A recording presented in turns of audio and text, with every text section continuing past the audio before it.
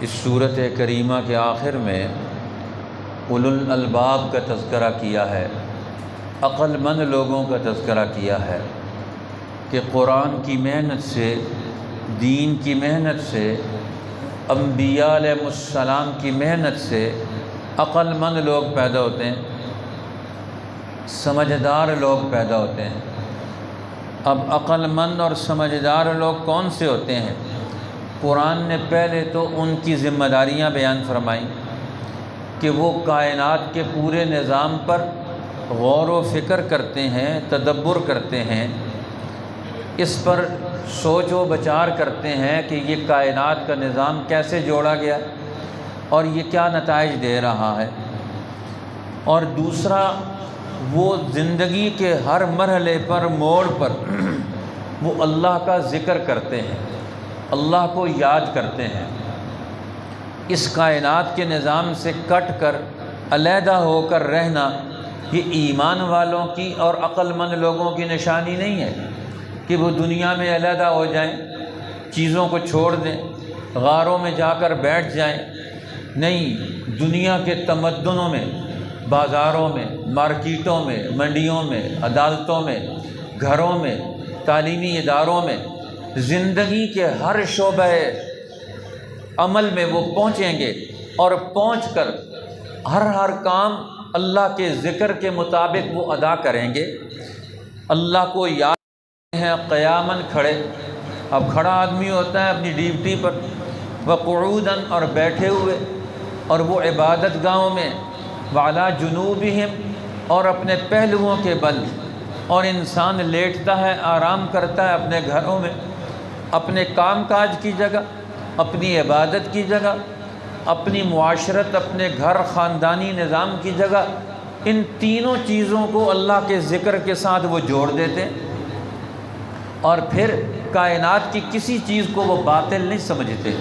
اور پھر اس کے بعد یہ عقل مند لوگ وہ ہیں کہ جو اللہ کی بارگاہ میں اپنی درخواست پیش کرتے ہیں دعا کی شکل میں۔ اب اللہ جل شانہ نے عقل مند لوگوں کی دعا کا خود تذکرہ کر دیا عقل مند لوگوں کی زبان سے۔ رب ذوالجلال خود ان عقل مند لوگوں کی ترجمانی کر رہا ہے، خود ان کے بارے میں بتا رہا ہے کہ یہ ایسے دعائیں مانگتے ہیں، اور جب بھی کوئی عقل مند آدمی دعا مانگے گا وہ یہی دعا مانگے گا جو اللہ نے بتائی ہے۔ ایک ایمان والے عقل مند آدمی کی زبان سے کیا چیز نکلے گی؟ اللہ کے سامنے کیا طلب کرے گا، کیا درخواست پیش کرے گا؟ پہلے تو اس کی قدرت کا وہ اظہار کرتا ہے، اس کو مانتا ہے، اس کے پورے نظام کے اندر اس کو طاقتور سمجھتا ہے، پھر اس پر غور و فکر کر کے اپنی ڈیوٹیاں سر انجام دیتا ہے۔ اب اس کے بعد یہ عقل مند آدمی اللہ کے دربار میں اپنی جھولی پھیلا کر مانگتا ہے کہ اللہ میں تجھ سے مانگتا ہوں۔ تو گویا یہ ہیں عقل مند لوگ، جو سب سے بڑی ذات ہے اس کے ساتھ اس کا تعلق پیدا ہو جائے۔ اور یہ تعلق کون سا ہے؟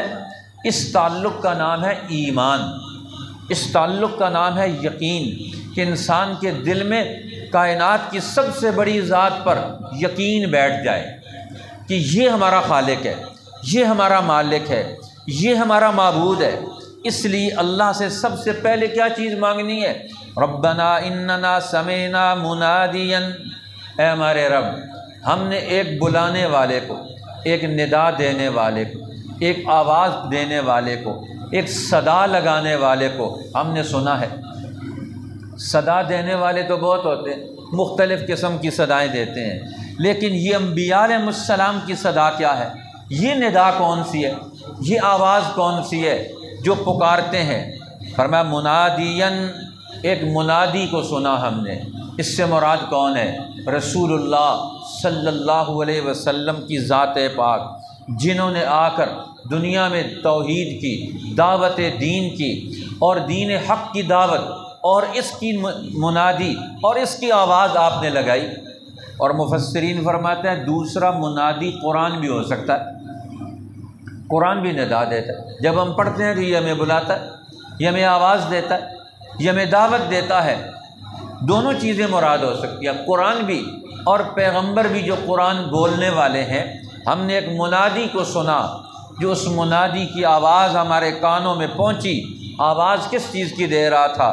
ینادی للایمان، وہ پکارتا تھا کہ صرف ایک اللہ کو اپنا معبود اور اپنا حاکم مانو، ایک اللہ کو اپنا معبود اور حاکم مانو، عبادت بھی اسی کی ہے اور حکم بھی اسی کا ہے۔ اب یہ مسلمان کامل مسلمان ہوگا کہ جو عبادت بھی اللہ کی کرے اور قانون اور حکم بھی اللہ کا مانے۔ آج ہم مسلمان عبادت اللہ کی کرتے ہیں، حکم اور قانون شیطانوں کا مانتے ہیں، اس لیے آج مسلمانوں کی زندگی میں تباہی اور بربادی۔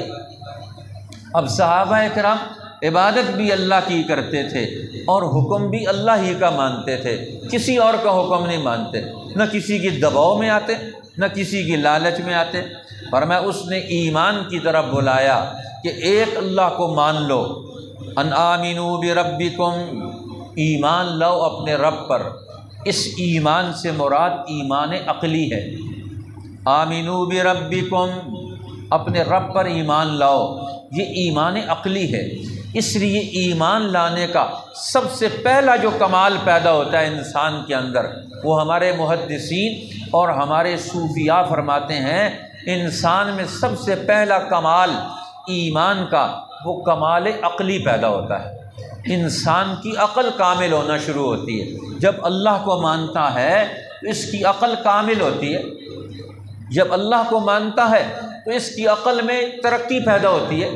اس لیے فرمایا سب سے پہلے آمنوا بربکم، اپنے رب کو مانو، یہ ایمان عقلی ہے۔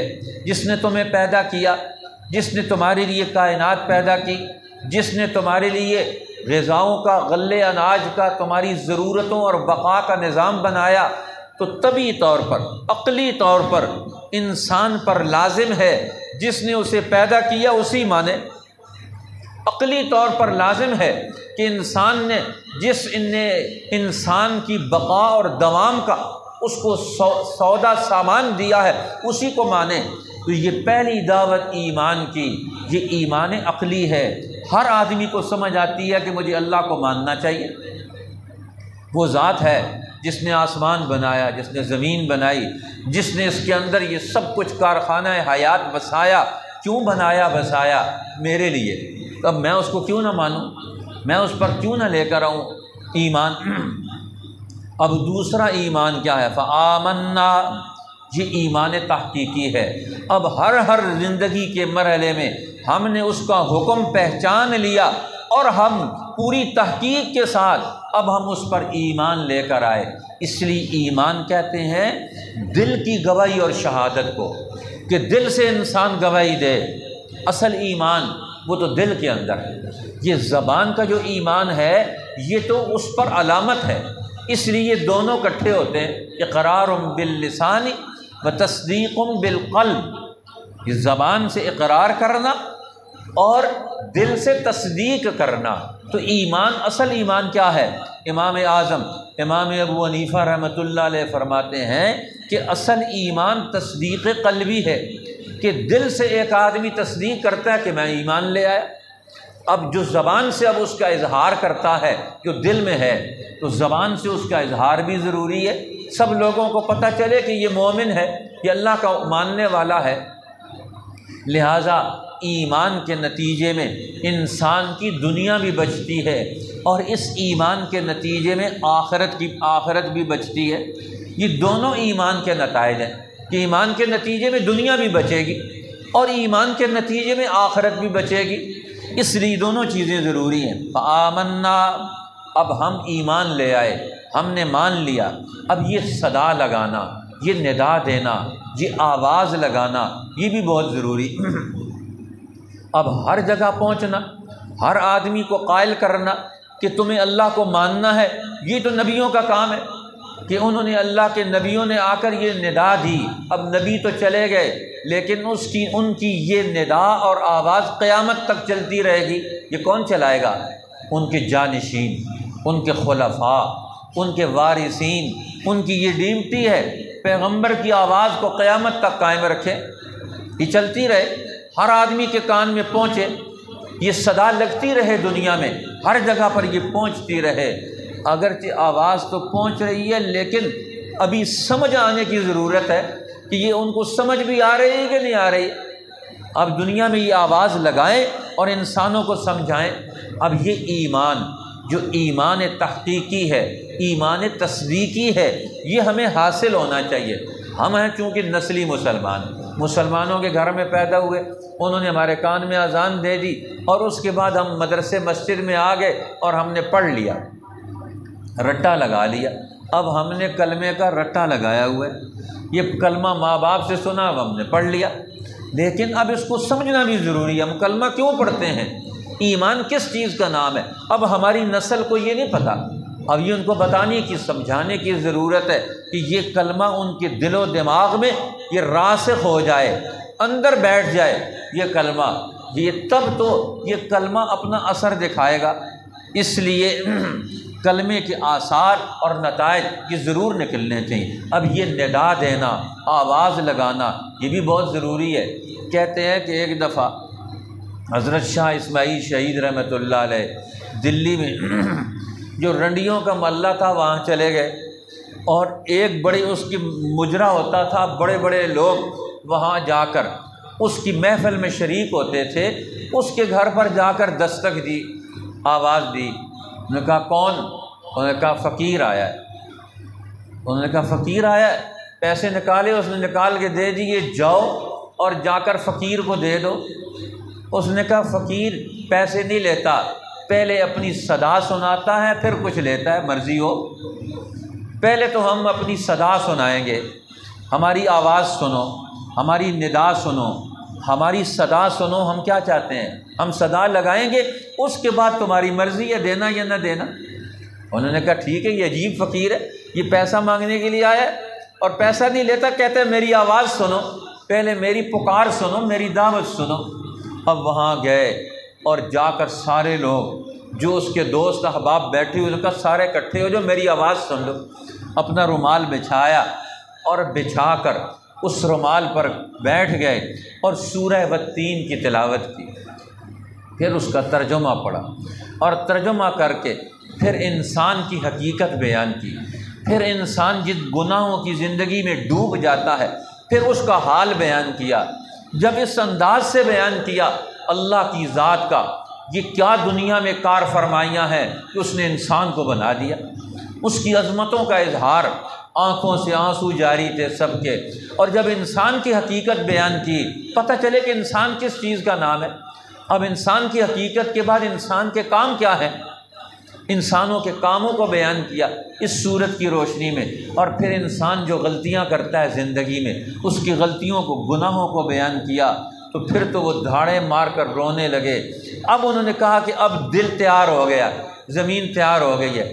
اب پھر انہوں نے توبہ کا بیان کیا کہ زندگی میں اللہ نے گناہوں کی طرف شیطان بلاتا ہے تو توبہ کا راستہ بھی تو کھلا ہوا ہے، اب توبہ کو بیان کیا۔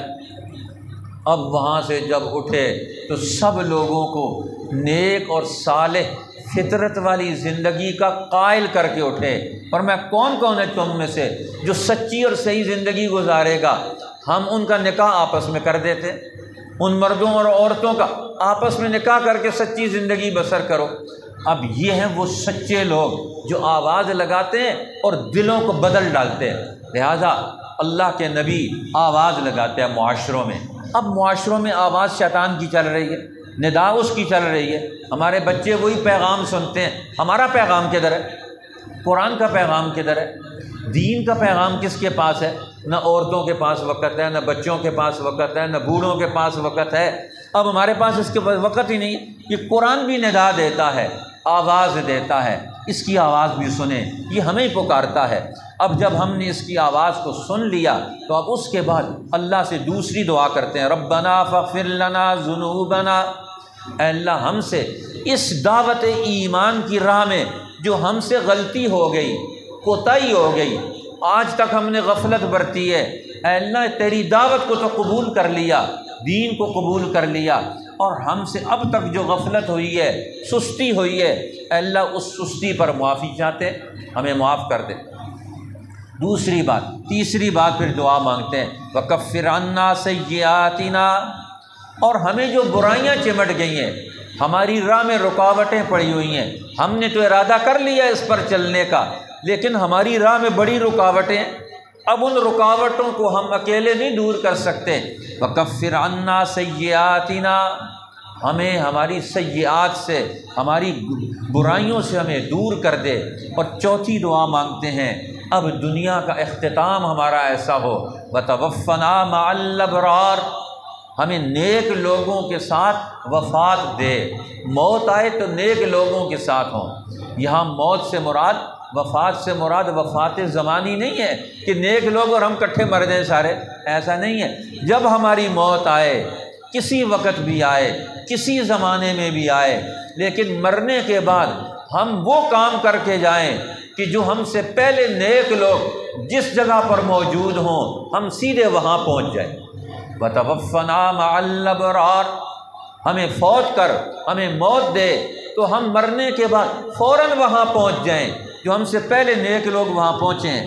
اور پھر پانچویں دعا مانگتے ہیں، رَبَّنَا وَآتِنَا مَا وَعَدتَّنَا عَلَىٰ رُسُلِكَ، اے ہمارے رب جو تو نے وعدے کیے ہیں اپنے رسولوں کی زبان سے ہم پر، دو ہی وعدے کیے ہیں اللہ نے۔ پہلا وعدہ کیا، میں دنیا میں تمہیں فتح دوں گا، تمہارے دشمنوں پر تمہیں غلبہ دوں گا، تم دنیا میں عزت اور غلبے کی زندگی بسر کرو گے، یہ پہلا وعدہ۔ اور دوسرا وعدہ کیا ہے؟ آخرت کی جنت، اس کا وعدہ ہے۔ دو ہی وعدے اللہ نے کیے رسولوں کی زبان سے، جو مجھے میرے دین کو مانیں گے وہ دنیا میں حکمران بن کے رہیں گے، دنیا میں غالب ہو کر رہیں گے، دنیا میں بھیگی بلی بن کے نہیں رہیں گے، دنیا میں بھیک مانگنے والے بن کے نہیں رہیں گے، دنیا میں ذلیل ہو کر نہیں رہیں گے۔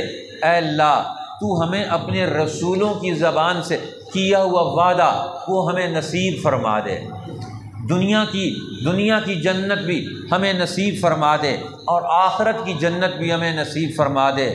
اور چھٹی دعا مانگتے ہیں، وَلَا تُخْزِنَا يَوْمَ الْقِيَامَةِ، اور قیامت کے دن ہمیں رسوا نہ کر، یعنی ہم ایسے کام کر کے جائیں جس سے وہاں ہمیں پشیمانی ہو، اب ہمارا داؤ نہ چلے، ہمارے اوپر شیطان کا داؤ چل جائے، ہم اس سے بھی پناہ مانگتے ہیں۔ کیوں؟ اِنَّكَ لَا تُخْلِفُ الْمِيعَادَ، تو اپنے وعدے کے خلاف نہیں کرتا، ہم ہی غافل ہو کر ان کاموں کو دنیا میں اختیار کر لیں جو ان وعدوں کے مستحق نہ بن سکیں۔ ایسا نہ ہو کہ ہم تیرے وعدوں کے مستحق نہ بنیں، بلکہ دنیا سے جائیں تو اس حال میں جائیں، ایمان کے ساتھ، نیک اعمال کے ساتھ، کہ ہم ہر تیرے وعدے کے مستحق بن جائیں۔ اللہ ہمیں بھی ان دعاؤں کا مستحق بنا دے۔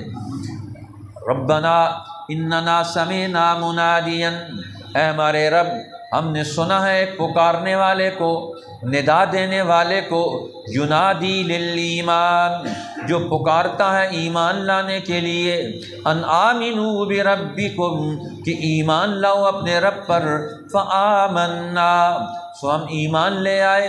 ربنا، اے ہمارے رب، فاغفر لنا ذنوبنا، اب بخش دے ہمارے گناہ، وکفر عنا سیئاتنا، اور دور کر دے ہم سے برائیاں ہماری، وتوفنا مع الابرار، اور موت دے ہم کو نیک لوگوں کے ساتھ۔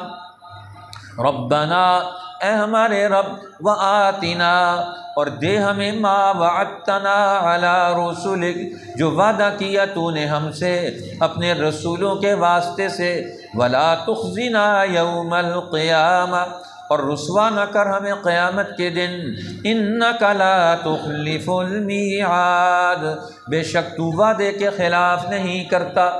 صدق اللہ۔